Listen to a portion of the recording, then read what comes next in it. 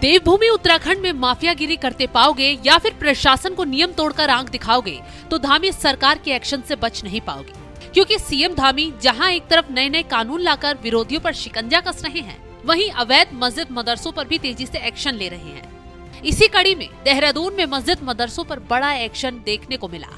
दरअसल हाईकोर्ट की रोक के बावजूद देहरादून में धार्मिक स्थलों पर तेज आवाज में लाउड स्पीकर बजाए जा रहे थे, तो ऐसे में देहरादून पुलिस ने कई इलाकों में धार्मिक स्थलों से लाउड स्पीकर उतरवाए हैं। एसएसपी देहरादून ने तेज आवाज में लाउड स्पीकर बजाने वालों को सख्त चेतावनी भी दी है। सख्ती दिखाते हुए धार्मिक स्थलों से लाउड स्पीकर को हटाया गया, जिससे इलाके में हड़कंप मच गया। वहीं पूरे मामले पर देहरादून एसएसपी अजय सिंह का कहना है, हाईकोर्ट ने जो दिशा निर्देश दिए गए हैं उसके तहत कार्रवाई की जा रही है। कई ऐसी मस्जिदें भी हैं जहां पर अजान के दौरान तेज आवाज सुनने को मिली है, उनको नोटिस भी दिया गया है। साथ ही उनके लाउड स्पीकर को भी हटाने का काम किया जा रहा है।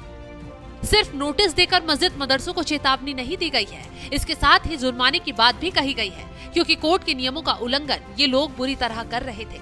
चेतावनी दी गई, बाज नहीं आए, यही वजह है। नोटिस के बाद भी अगर धार्मिक स्थलों पर तेज आवाज में लाउड स्पीकर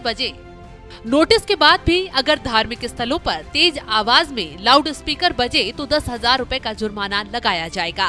बता दें कि देहरादून पुलिस को डोईवाला थाने के पास कंडीगल गांव में एक मस्जिद में तेज अजान की आवाज की शिकायत मिली थी। ऐसे में पुलिस ने तुरंत एक्शन लिया, लाउड स्पीकर को उतारकर इंतजामिया कमेटी पर 10,000 का जुर्माना भी लगा दिया।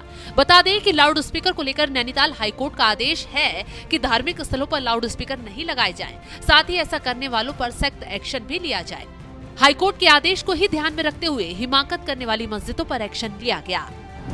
देहरादून में ही नहीं, ऋषिकेश में भी हुई कार्रवाई। बता दें कि ऋषिकेश में भी तेज बजने वाले लाउड स्पीकर के खिलाफ कार्रवाई देखने को मिली। सीएम हेल्पलाइन पर क्षेत्र के लोगों ने शिकायत दर्ज करवाई।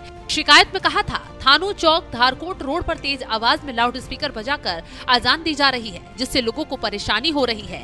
रानीपोर की पुलिस ने तुरंत एक्शन लिया और लाउड स्पीकर को उतरवा दिया। साथ ही ऐसा दोबारा करने पर जुर्माना ठोकने की चेतावनी भी दी गई। उत्तराखंड में सिर्फ लाउड स्पीकर के खिलाफ ही एक्शन नहीं लिया जा रहा है, बल्कि भूमाफियाओं पर भी तेजी से शिकंजा कसा जा रहा है।